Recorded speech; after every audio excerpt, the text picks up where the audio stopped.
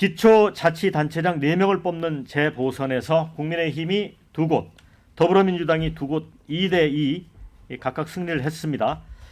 거대 양당이 나란히 강세 지역에서 승리를 확인하면서 이변은 없었습니다. 한동훈 이재명 리턴 매치는 무승부. 그리고 이제 서울시 교육감 선거는 진보 단일 후보 정근식 후보가 당선돼 10년 넘게 진보 교육감 체제를 이어가게 됐습니다. 가장 먼저 개표가 종료된 전남 곡성 군수 재선거는 민주당 조상래 후보가 55% 득표. 그래서 조국혁신당 박웅두 후보를 20% 차로 꺾었습니다. 그 다음에 3파전으로 치러졌던 전남 영광 군수 재선거는 민주당 장세일 후보 41%, 그 뒤를 진보당 이석하 30%, 조국혁신당 장현 후보 26% 이렇게 됐습니다. 부산 금정구청장 보선에서는 국민의힘 윤희연 후보가 61%를 얻었습니다. 민주당 김경지 후보를 22%포인트로 따돌렸죠.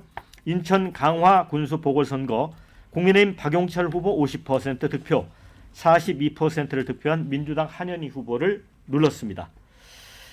자, 이번 선거 결과는 그 개표 방송 보시는 분들이 다 느꼈겠지만 그렇게 충격적이라거나 이변이 없었습니다. 지킬 때를 다 지켰는데 그래도 이번 선거에서 누군가는 또 타격을 입었습니다. 자, 어떻게 전체적으로 평가를 하시는지 배종호 부위원장부터. 예, 이번에 이제 사전에 여론조사를 보면은 역전이 계속되는 초박빙의 혼전이었지 않습니까? 예. 그래서 저도 개인적으로 또 많은 유권자들도 국민들도 야, 이번에 뭔가 대이변의 드라마가 나오는 것 아니냐 좀 기대도 했는데 역시 텃밭은 텃밭이었다. 그래서 거대 양당을 넘어서는 그는 좀 역부족이었다 이렇게 생각이 되고요. 역시 이제 당초 예상보다 뜻밖의 결과가 나온 곳 한 군데만 꼽으라면 저는 이제 부산 금정을 꼽을 수가 있겠어요. 부산 금정 같은 경우는 굉장히 선거 분위기는 안 좋았죠. 첫 번째로는 이제 후보 단일화를 야권이 해냈단 말이에요. 그리고 김건희 여사 리스크가 아주 극적으로 계속해서 커지면서 야, 이거 뭔가 부산 금정에서 넘어가는 것 아니냐 이렇게 했는데 오히려 뚜껑을 열어보니까 무려 22%포인트 차로 부산 금정에서 국민의힘 후보가 이겼거든요. 지난번 국회의원 선거 때 13%포인트로 이겼는데 오히려 22%포인트 차로 더 격차가 벌어지게 승리했단 말이에요.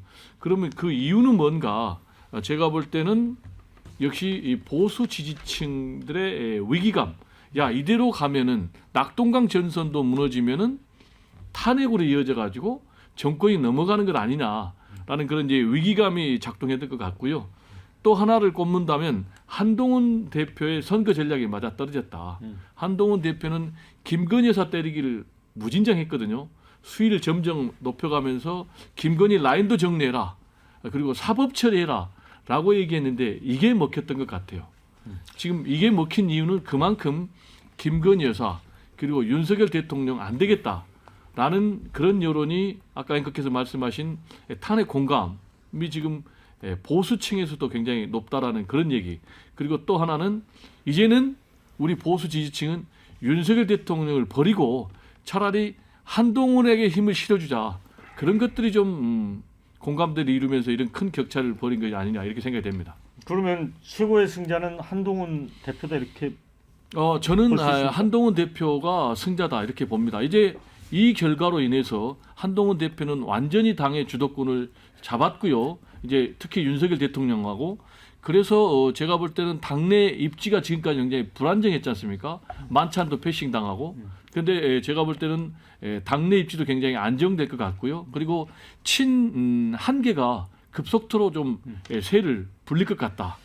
이렇게 전망이 되고 반면에 친윤계는 굉장히 약세를 보일 것 같고요. 그리고 대권 주자로서 그동안의 지지율도 굉장히 떨어졌는데 이 선거 결과를 통해서 다시 보수의 한 명의 어떤 1등의 대권 주자로서 입지를 좀 굳히지 않을까 이렇게 생각이 됩니다. 네, 우리 국민의힘의 김민수 대변인의 생각이 진짜 궁금해집니다.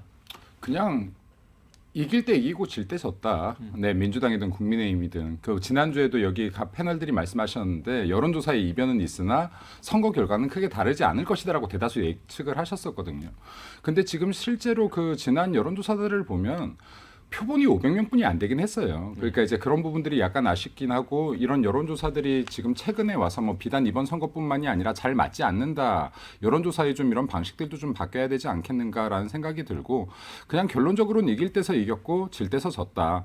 그럼에도 불구하고 뭐 예를 들어서 지금 금정 같은 경우야 만약에 여기서까지 진다라고 하면 보수 같은 건 괴멸이었다라고 봐야지 맞을 것 같아요. 그리고 이제 민주당 같은 경우에도 그래도 지킬 곳 지켰다. 네, 지금 조국 혁신당에도 불구하고 이런 말씀 좀 드리고 싶고 그리고 이번에 대려 이슈가 안 됐는데 사실은 교육감 이슈가 가장 강했던 게 아닌가. 교육감 선거가 가장 큰 선거였고 이게 무려 예산 12조를 쓰는 자리이고 그리고 교원 5만 명의 인사권을 진 자리이고 90명의 초중고생들을 미래를 결정하는 자리인데 이런 선거에서 이겼으면 정말 좋았겠다라는 생각이 들고요. 또 교육감 선거 같은 경우는 사실상 이게 투표율이 너무 낮았는데 이렇게 중요한 중직 자리에 국민들의 투표가 관심으로 이어지지 않는다 하는 것은 여든 야든 문제이다. 그리고 지금 여나야 이 당에서 후보를 내진 못하게 돼 있지만 실제로는 당끼리의 경쟁이 너무나 뭐 그냥 확실시되어 있는 선거인데 이러한 부분에 대해서도 좀 보수해서 앞으로 장기적 플랜을 가지고 접근을 해서 교육감 선거 등도 좀 이렇게 승리할 수 있는 전략이 나오면 좋겠다라고 생각됩니다. 네. 자, 그런데 이제 이 영광 곡성 금정 강화 이거 이제 제가 후보들이 득표한 걸 좀 비교를 해 보니까 민주당 같은 경우는 이제 영광 곡성 합쳐서 96%. 그러니까 나누면 사실 이제 과반 득표를 못한 측면이 있잖아요. 그렇죠? 물론 이제 영광에서 이제 3파전이 벌어졌기 때문에 그럴 수도 있는데 그래도 이제 조국 혁신당은 뭐 3등도 하고 그랬습니다만 합치면 평균적으로 거의 30% 육박한 득표를 했거든요.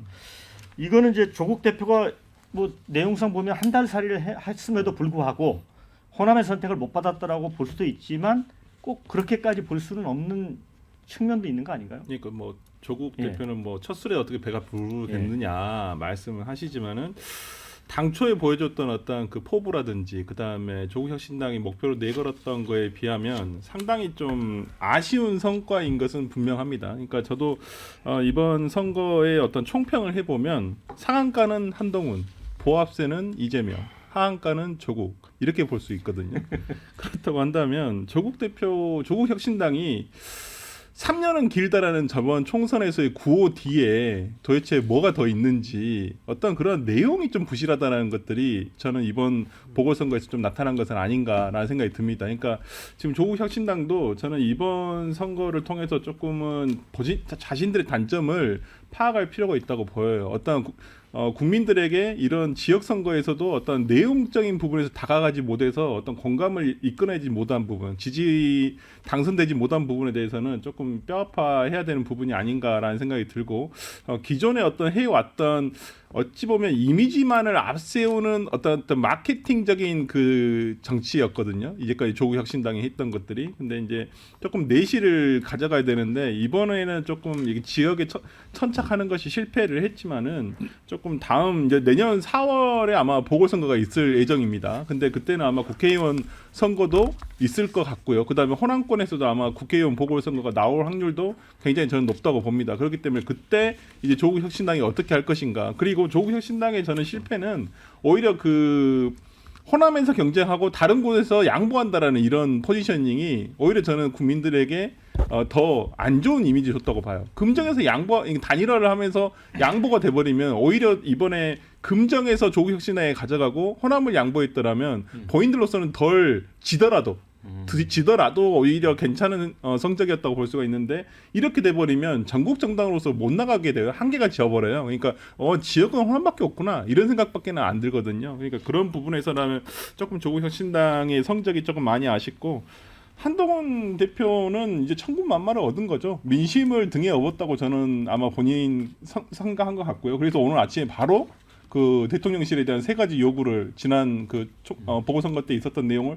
다시 한번 확인하면서 했어요. 근데 이 점에 대해서 이제 독대 자리가 다음 주 초에 있겠지만은 그 점에 대해서 어떠한 결과가 나올 것인가, 한동훈 대표의 요구 사항이 얼마만큼 받아들여질 것인가에 대해서 상당히 기초가 주목되는데 용산으로서는 상당히 부담되지 않을 수가 없는 상황이 돼버렸다.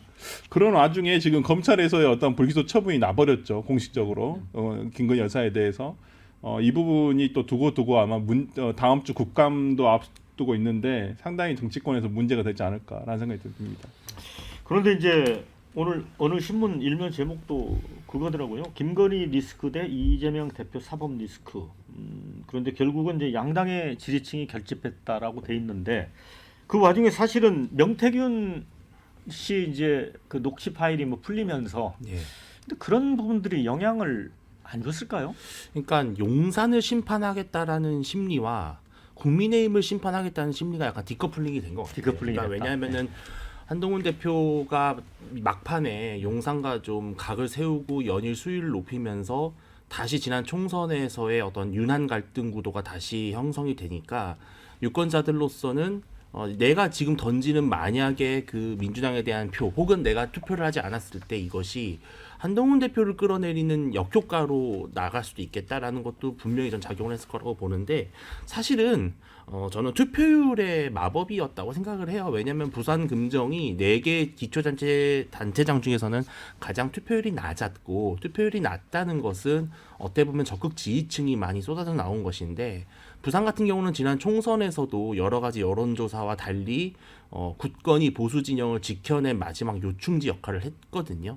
그러한 부산의 상징성이 이번에도 다시 발휘가 됐고 이것은 이제 다소 정치에 관심이 없는 무관심층이나 중도층은 이번 투표에 참여하지 않았을 것으로 보이는 반면 적극적 지지층이 좀 많이 나온 것 같다. 또 아까 한 가지 말씀하셨던 게 저는 이번에 그 민주당과 조국혁신당의 단일화의 마법이 전혀 통하지 않은 것이 사실 단일화라고 하는 것은 서로 다른 색깔의 스펙트럼이 합쳐져서 1 더하기 1이 3이 되는 방식으로 가야 되는데 지금 현재로서 국민들이 봤을 때 민주당과 조국혁신당의 어떤 구호라든지 정치적 노선이라든지 이념성이라든지 어떠한 차이가 있느냐라는 근본적인 질문을 할 수밖에 없다고 봐요. 즉 민주당과 조국혁신당을 더했을 때 1 더하기 1이 2가 아니라 뭐 1.8, 1.7이 되는 그런 효과도 분명히 이번에 부정적인 효과를 가져왔을 것이다.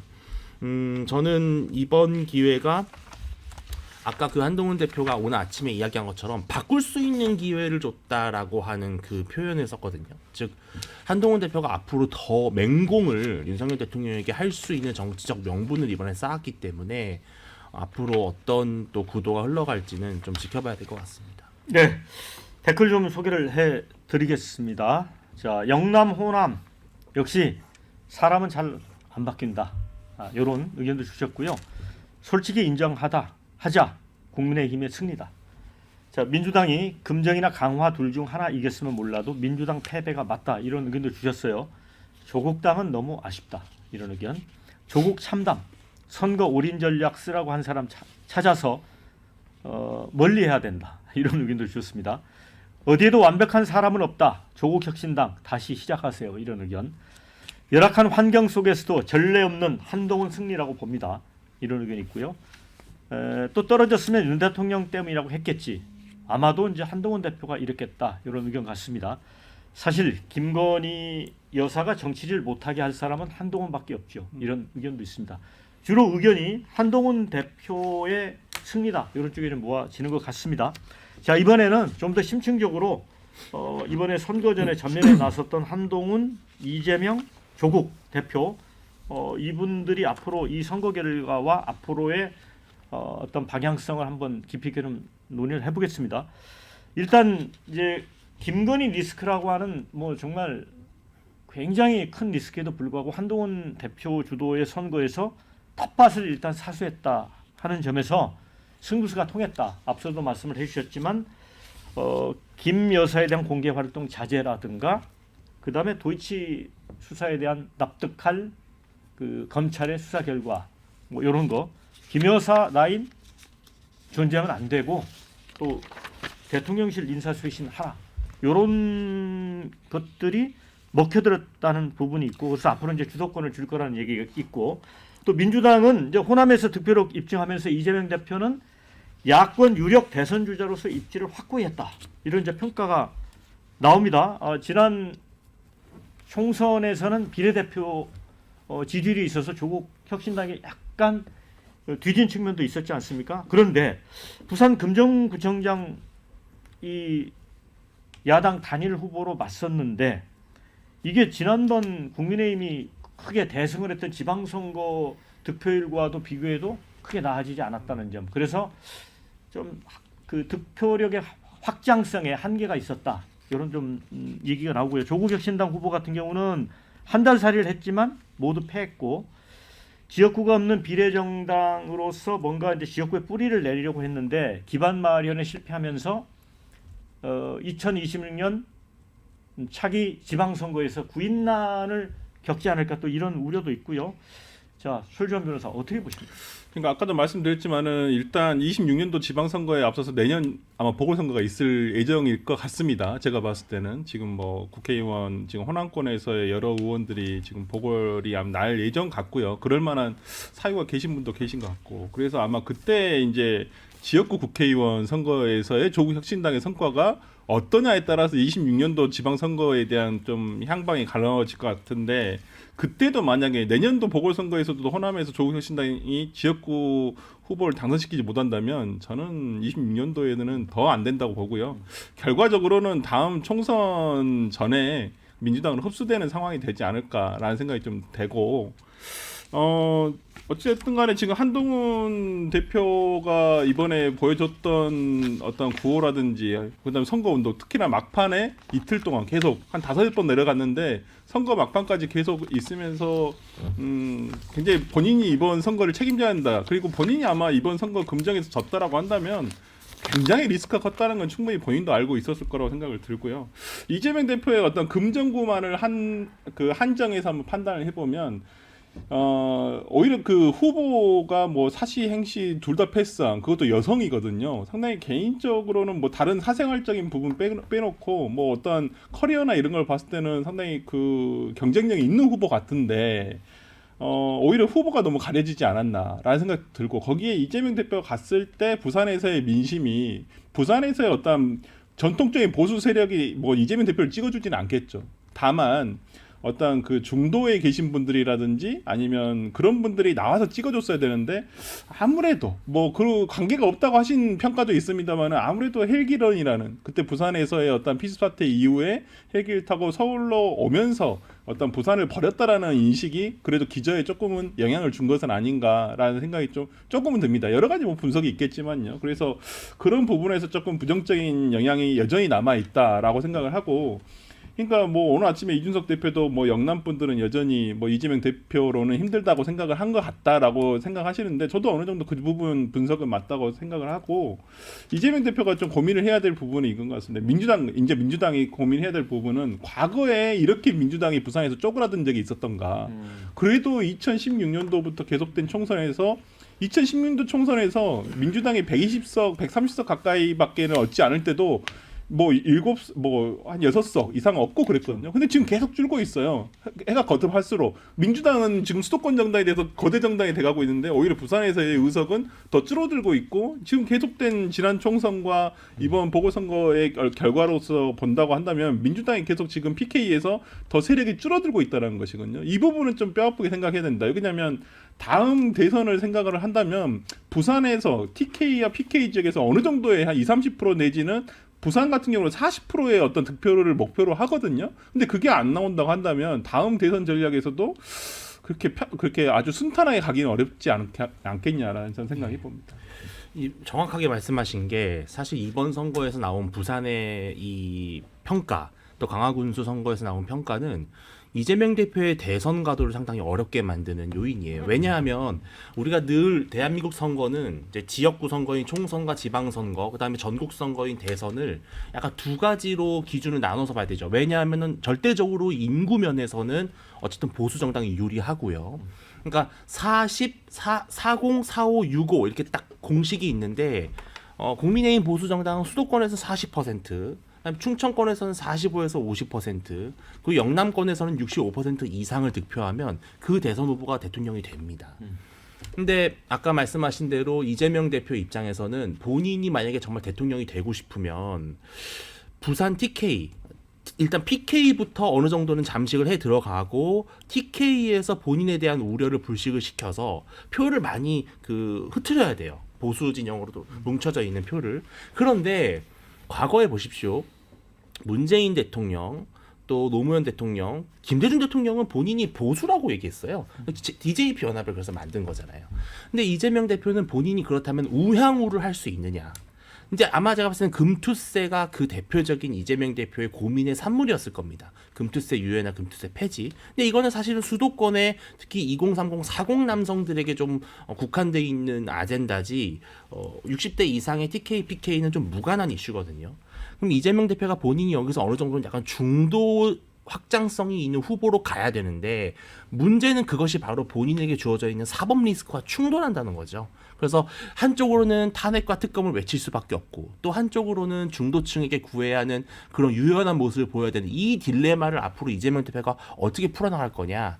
저는 그런 점에서 앞으로는 결국 조국혁신당과의 약간 역할 분담이 불가피할 거라고 보거든요. 좀 전위부대, 쇄빙선의 역할을 하는 그러한 조국혁신당이 있다라면은 민주당은 약간 탄핵이나 특검 구매에서 숨고르기를 하는 그런 쪽으로 전략을 짜지 않을까 예상을 해봅니다. 지금 너무 부산 금정 보궐선거 하나를 가지고 확대 해석을 엄청나게 해버리는데 제가 볼 때는 그건 논리에 너무나 비약 같고요. 지금 현실적으로 보면 부산 금정에서 지금 이겼다 뿐이지 한동훈 대표의 대선 후보 지지율을 보면 대선 주자 지지율을 보면은 계속해서 하락하고 있거든요. 그러다 보니까 어떤 일이 벌어졌습니까? 지금 이재명 대표의 지지율은 계속 올라가면서 심지어는 PK 또 TK에서도 지금 한동훈 대표를 앞서는 그런 여론조사가 계속 속출하고 있거든요.